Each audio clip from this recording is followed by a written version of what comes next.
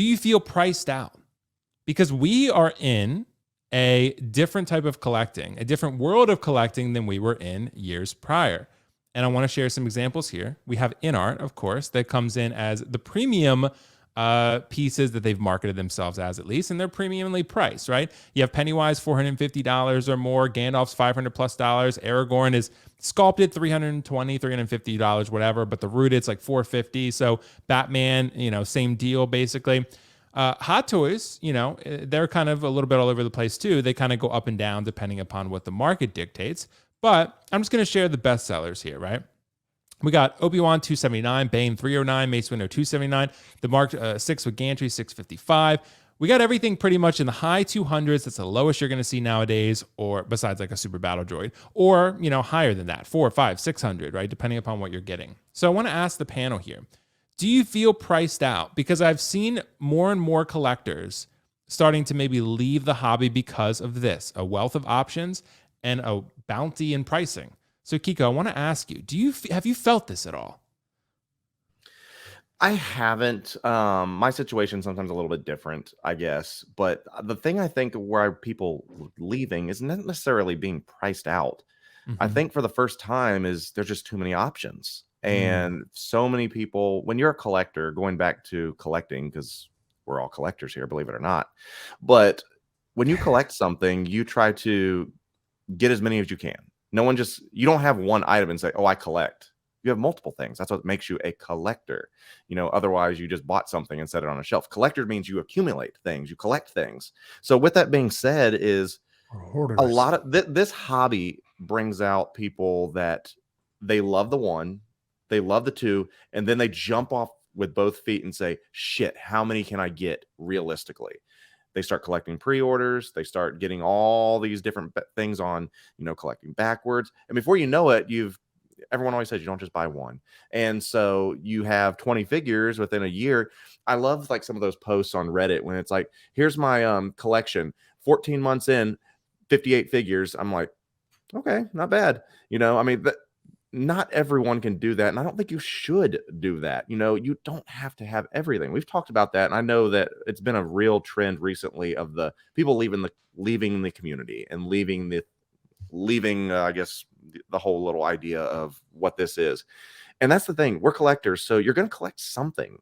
Just be smart about what it is you collect, because I think, Will, you put out in your video about, Hot Toys and collecting and, ideas about that, is that this is one of the best representations of nerd stuff that you can get. If you're a Batman fan, if you're whatever your hero is, you can get the most detailed version of your favorite character in a easily displayable, pleasantly displayable, format. And that's an awesome thing to have.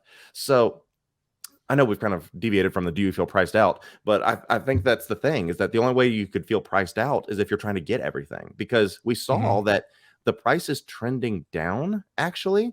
If you remember the height of prices with Gilgamesh at like $350, and then you end up getting all the stuff with the new Tom Holland Spider-Man, and then even the Mark 6 without the gantry is, I think, very affordable and fair. The prices are going down. They're not going up.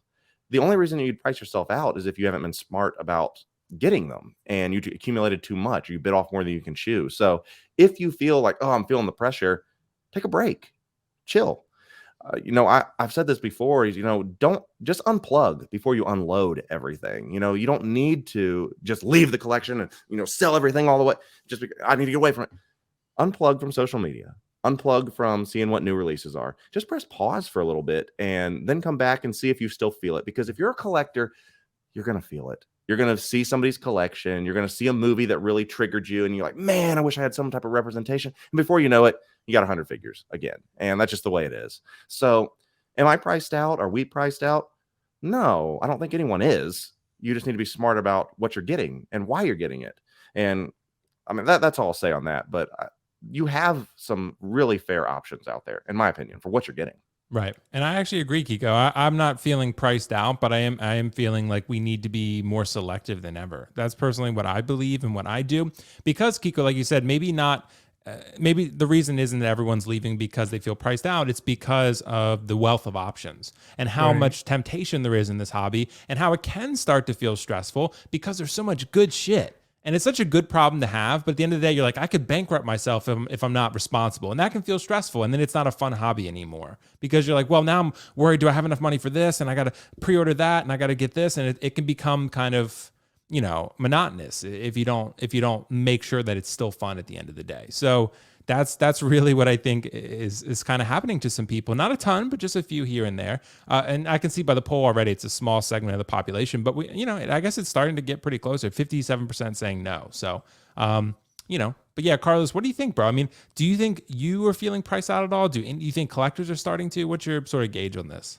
So I personally don't feel like I'm being priced out, but the main thing that I do though is I understand the market a little bit, and I try to really, try to gauge and see what things I need to pre-order and what things I don't need to. And honestly, the only things I pre-order are vehicles at this point. Vehicles, and I've pre-ordered the InArt figures only because I just don't know how that's going to work out. I don't know if it's going to be limited. I don't know if it's like if they're going to sell out. From the looks of it, it looks like they're coming back in stock.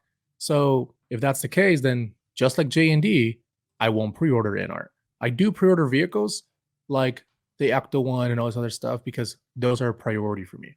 Like you heard, like like I said earlier, I'm not getting the Mando not because I don't want it, but because there's priorities that I need to take care of first and then move on to the figure. So I've never really felt priced out. I felt more like,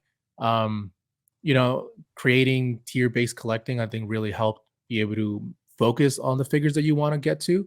But priced out, no. I will say though, for me though, even if a hot toy, and I've said this multiple times, I don't pre-order hot toys. I don't pre-order Prime 1 or JND and possibly NR, depending on what moves forward. But the way I see it is, let's say there's a figure that you want that's 250, 300, and it sells out on wait list or it sells out whatever it is. As soon as that figure releases, it's going to be available in Hong Kong for a few dollars over what you would pay Sideshow. Like this Mark 1, I literally paid, I think, like $8 over what I would have paid from Sideshow. And I got it a lot earlier. So I don't pre-order.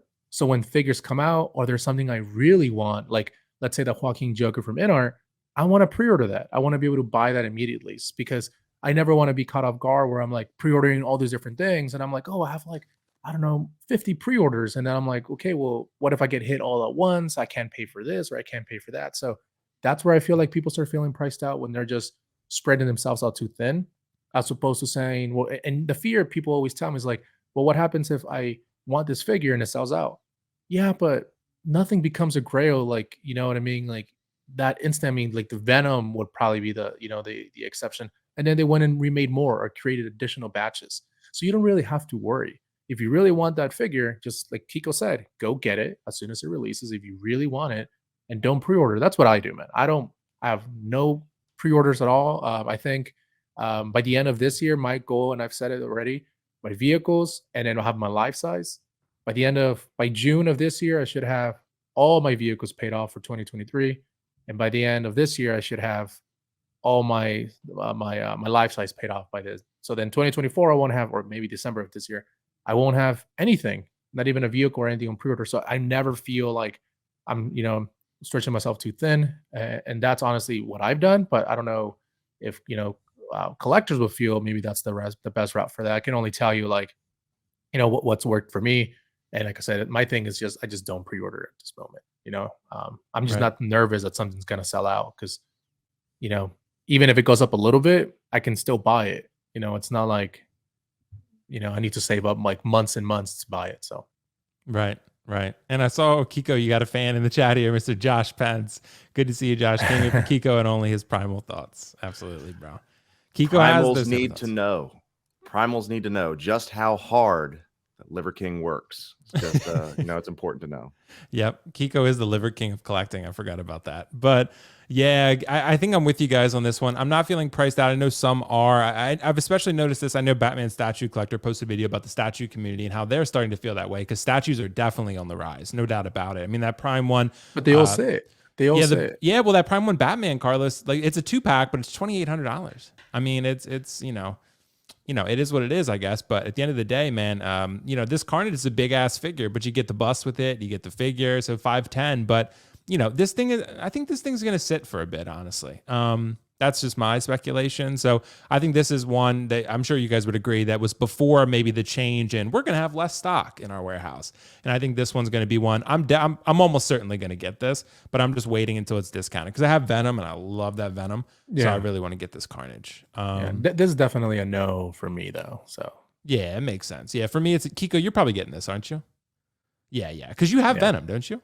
Yeah, one of my absolute favorite figures. Dude, and I okay, maybe I've manifested this or something, but I was literally, sometimes I have these like little, where I daydream and I wake up and I don't know where I'm at. Yeah. I was thinking about like how I'm going to redo my display for Carnage because he's bigger than Thanos. And I know I'm going to have to move up a shelf, things like that.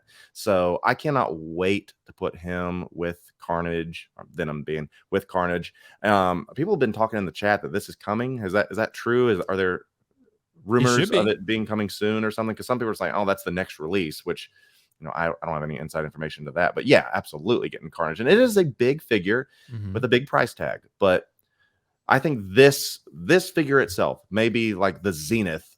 There's Ryu. There's Ryu again. This may be the zenith of price. I'm not going to say price gouging, but I think this will probably be the most expensive one. And everything's kind of going to mellow out after this because we've seen the prices going down. So that's my thoughts. Bro, this thing here is going to be $300, bro, shipped. What? Carnage? Carnage. Dude, what, eventually? I don't know if he's going to go that low, but maybe 350, no. 375. Like easily. Easily.